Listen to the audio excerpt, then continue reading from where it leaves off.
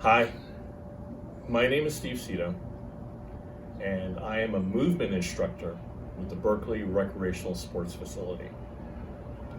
This is going to be a 30-minute session on embodied meditation. Let's just start with relaxing the eyes and softening the gaze.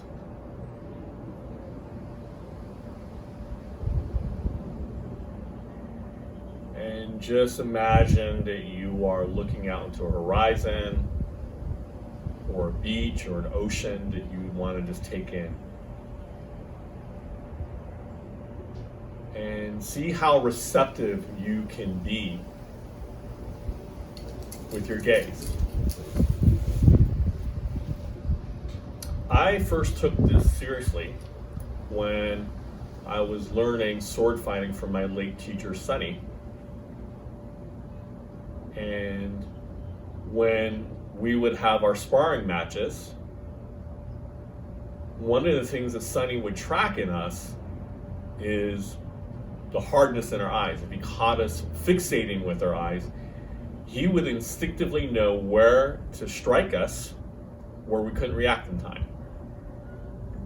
And it forced us all to adjust. It was like basically poker with swords. I've taken that lesson deeply to my heart and have applied it not just to martial arts, but also to spiritual emotional practice. One of the first tells, like a poker tell, that we tend to do is that we start blocking or rejecting things that we don't like. Our eyes will harden. I call it's inorganic. And what I would like to name is that unless something is truly a real threat, it doesn't hurt to just be in a listening, receptive state, to just be available to life as it is. One of the primary purposes of this practice is to give us greater resilience and capacity to be with life as it is, without the need for something outside of us to change. So watching your eyes, most certainly for this practice, but also applying it to your daily life. How are you using your eyes? Are you available? Which doesn't mean that you're validating something that's not true or saying, consenting to perhaps inappropriate behavior. It just means, can you see it truly for what it is? And just notice what this does to your nervous system by relaxing your eyes.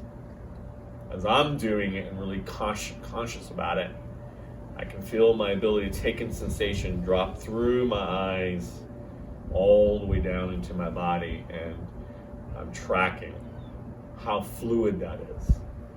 And you can do the same.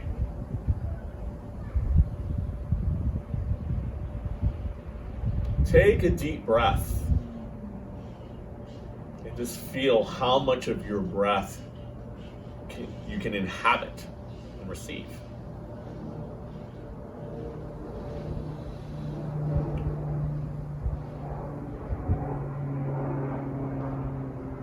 We know instinctively that if we stop breathing, we will die.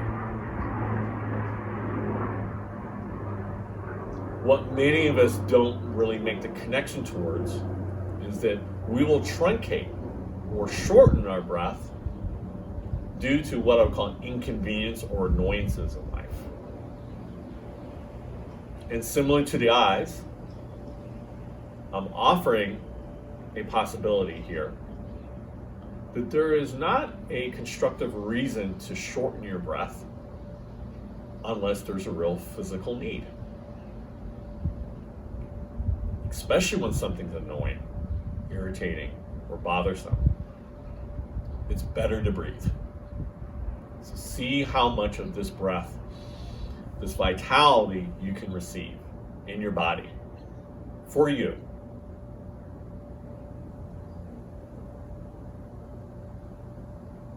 The reason why I call this embodied meditation is that it isn't just about the mind. This is about How does your whole being, your body especially, actually relate with life and phenomena within your body and outside?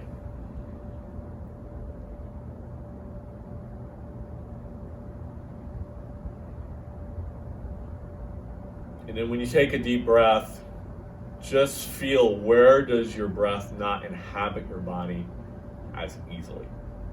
And then for me, I feel it here. This is where, at this moment, I can feel my breath doesn't land as easily as the rest of me.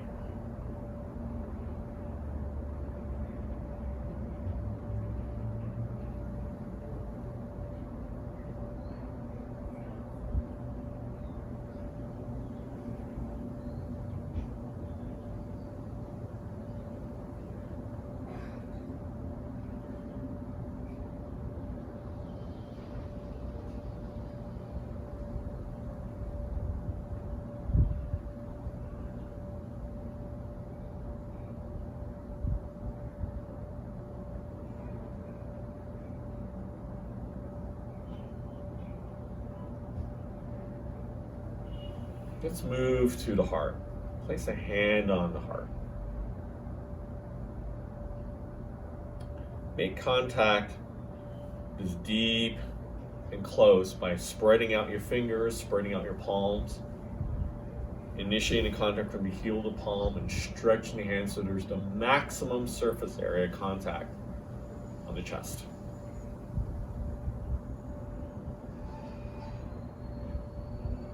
And place the other hand on your belly. And listen.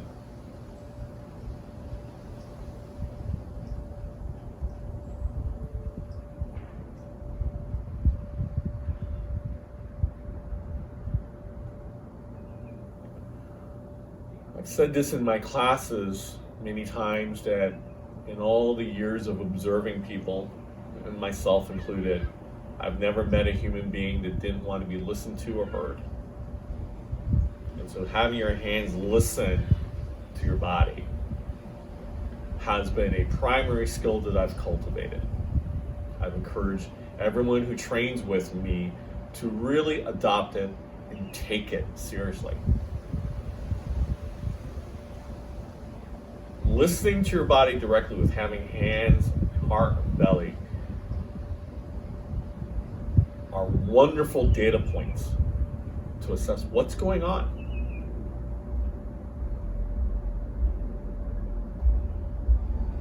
As I breathe and feel my entire heart, and I'm feeling my hands listening to my heart, I'm trying to feel all the way through the heart, especially the back of the heart. In the years that I've practiced this meditation, I've come to the conclusion that overwhelmingly the back of the heart is an area of great discernment. What I mean by that is that for most of us, we probably have not encountered too many situations where we're like 100% yes to something, like you're wholehearted. And I want to be literal here, so really track back all the life circumstances where your whole heart felt like, oh, I'm a big yes, all the way to the back. Breathe in to your heart all the way to the back.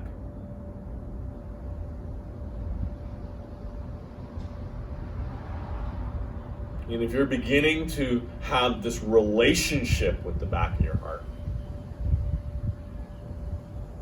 be slow, be gentle, and don't rush. If you are newer or even brand new to a practice like this, it is important to go at a pace that's respectful to your body. If you treat different parts of your body like a human relationship that you care about, then you would intuitively understand that relationships that you care about, you can't rush. You actually have to spend and invest the quality time and attunement for that relationship to blossom.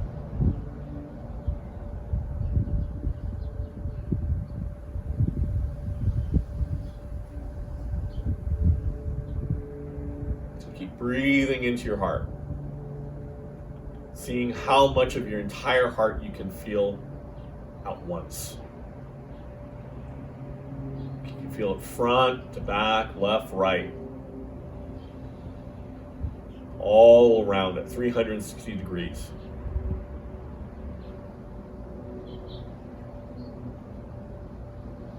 And if this resonates with you, then apply this in your daily interactions. Are the choices you are making,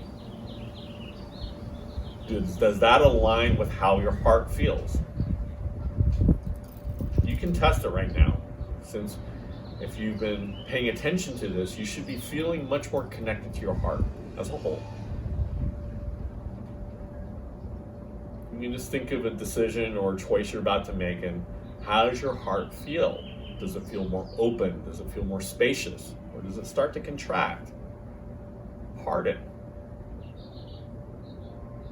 I'm suggesting that if it does start to contract or harden, that might be something to pay extra attention to. Is this choice that you're making really aligned for you? It's not necessarily a no. I'm just suggesting that is a symptom that's perhaps asking for more research, more care, more awareness.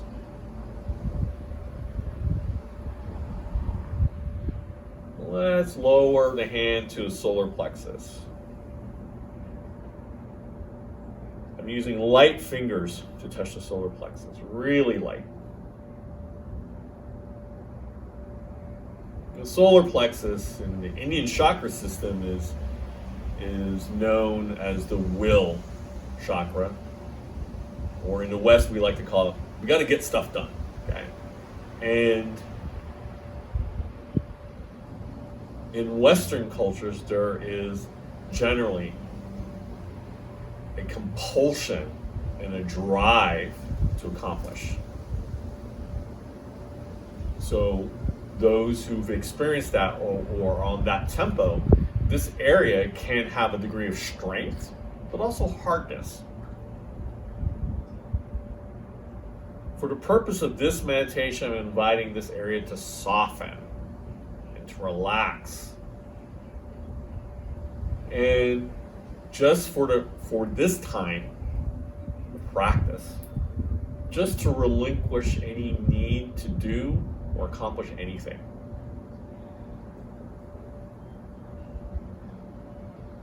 The more feminine part of this chakra actually feels like it becomes like a bridge between the heart and the belly. And see if that resonates, if you can connect to that potential. If this area can soften and be a real bridge of communion and mutual listening between your heart and your belly.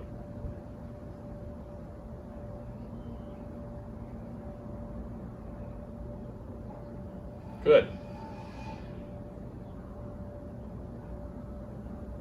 Let's put both hands on the belly.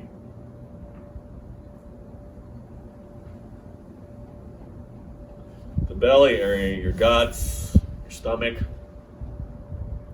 isn't just for digesting food, okay? That's obvious.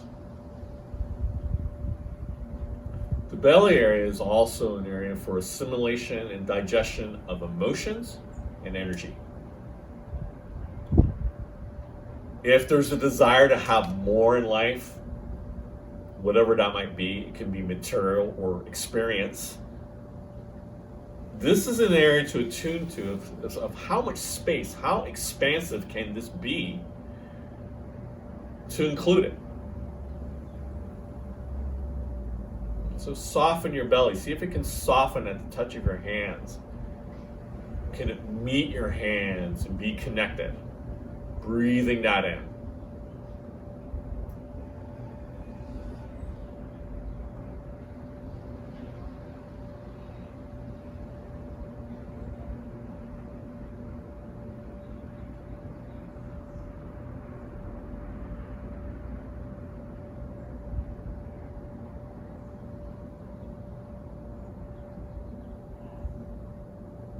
Very good.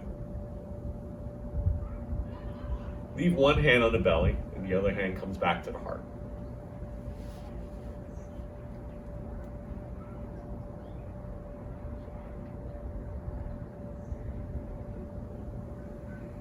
Years ago when I was starting this practice and getting serious about it, I spent a whole year placing my hands on my heart and my belly for hours a day.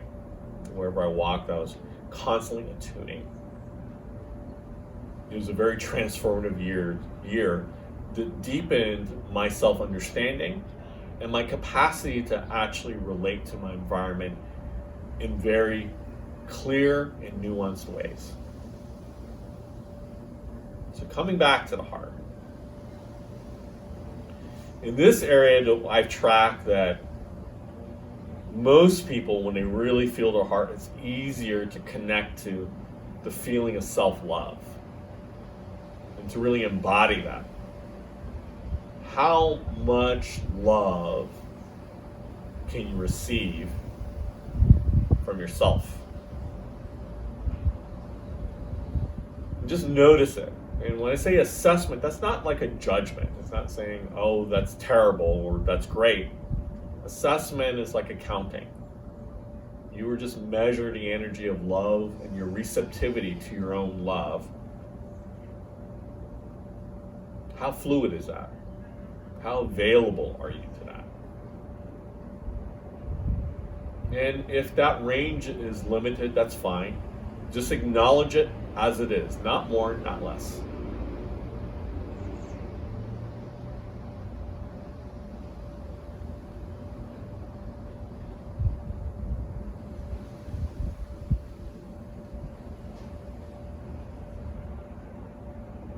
Breathe in as much self-love as you can receive and take in.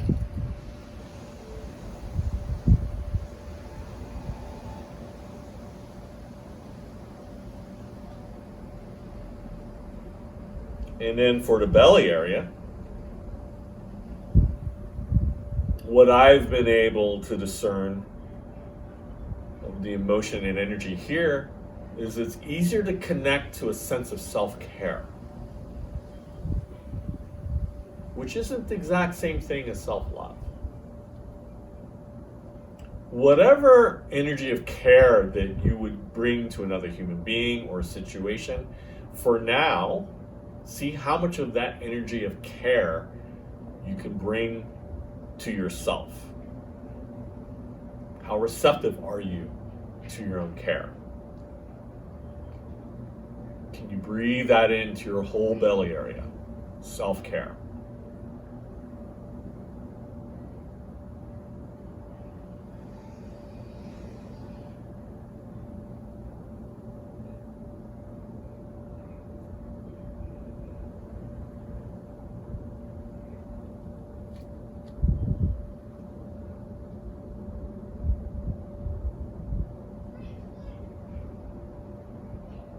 And see if you can feel both the self-love and the self-care simultaneously. Just feel it.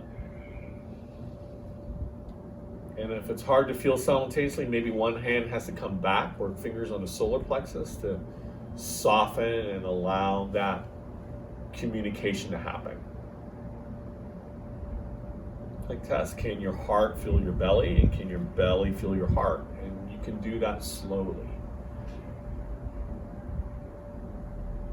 I've done this a number of years, so they both can feel each other simultaneously and very fluidly, but if you're just beginning, maybe you can only have your heart feel your belly and just stay with that. Go towards what's easier for you to feel, or maybe it's easier for your belly to feel your heart. Stay with that. those of you who are maybe naturally or been with me before can feel both, great, and see if your self-love and self-care can be felt simultaneously.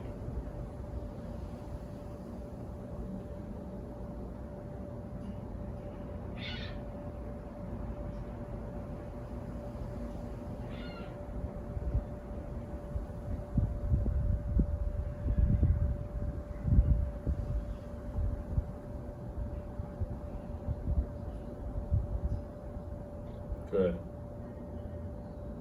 And let's move to the low back. So just choose one hand that you want to leave the front area and place it on the low back, like this. Depending on your wrist flexibility, it can be this way or this way, okay?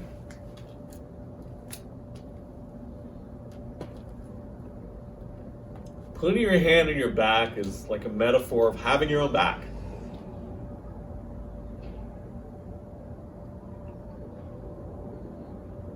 This area I've tracked is more about self-friendship, which is again different from self-love or self-care. What is it like to be your own best friend? I remember when I first did this, it wasn't easy. It wasn't easy to receive friendship from myself.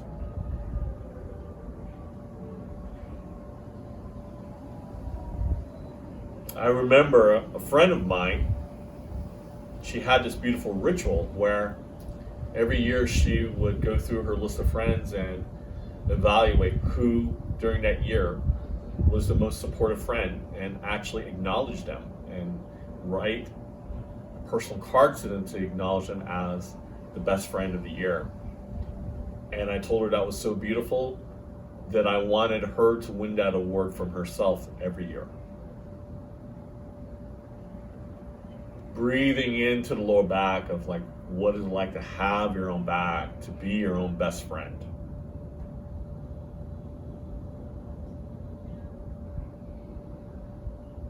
And if any of this brings up discomfort, see what you can do to stay with it, but don't push yourself, okay?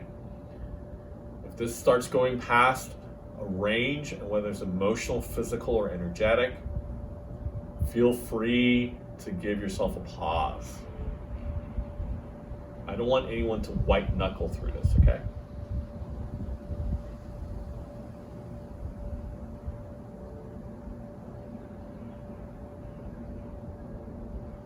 And see if you can feel self-love, self-care, and self-friendship all at once. Or if you can only feel one of them, just do that. If you can only feel self-friendship and that's what you feel you need to work on, focus on that.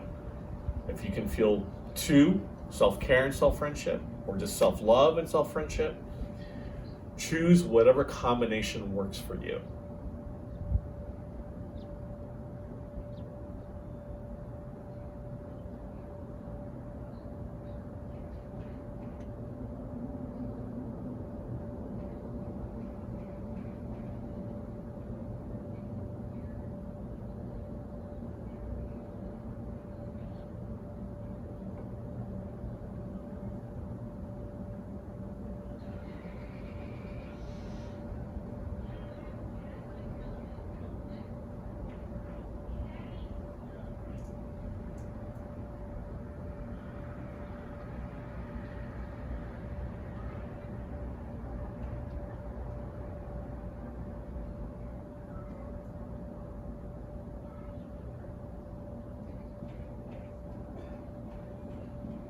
And then cycle.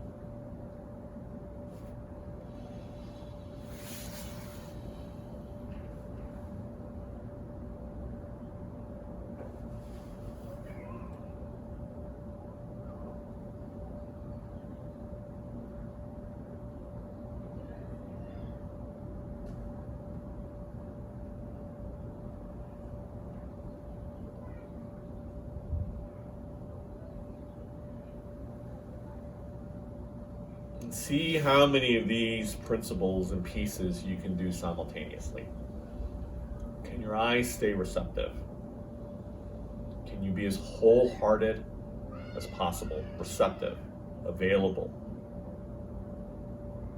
How much of your self-love can you really receive? Can your solar plexus be a bridge from your heart and your belly? And how receptive is your belly to you, to life? How much you can have your own back and feel as though you actually support yourself at a fundamental level at the low back.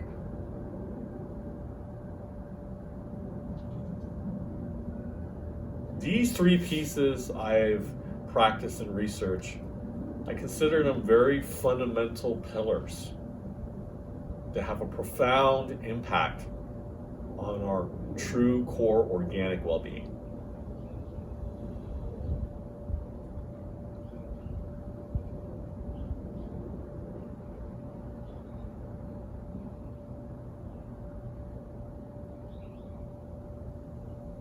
And while feeling all this, allow whatever energy is moving to settle downwards towards the earth, really feeling the gravitational pull.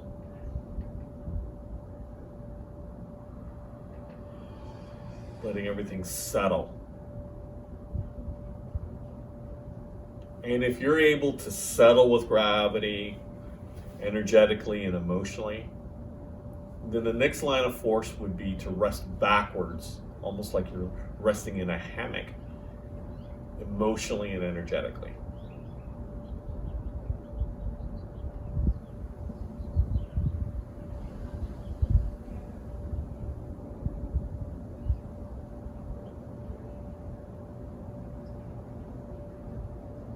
And rest here.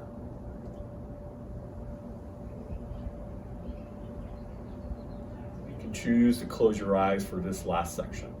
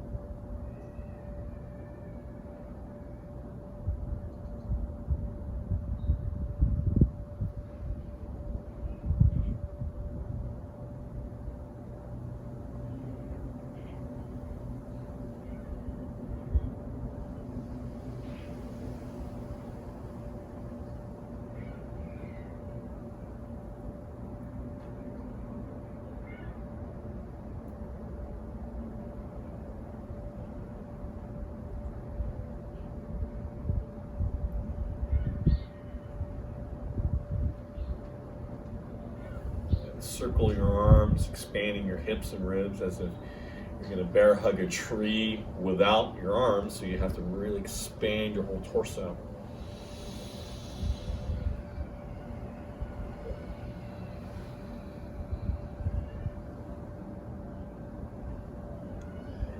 Allow whatever energy that's moved to be as balanced, even, neutral, clear, and harmonious.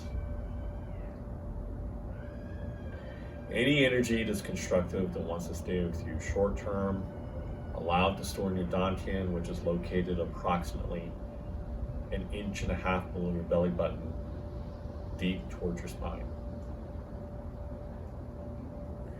Any energy that's constructive that wants to stay with you longer term, allow it to store in your bones, especially your leg bones, and to use your energy with wisdom.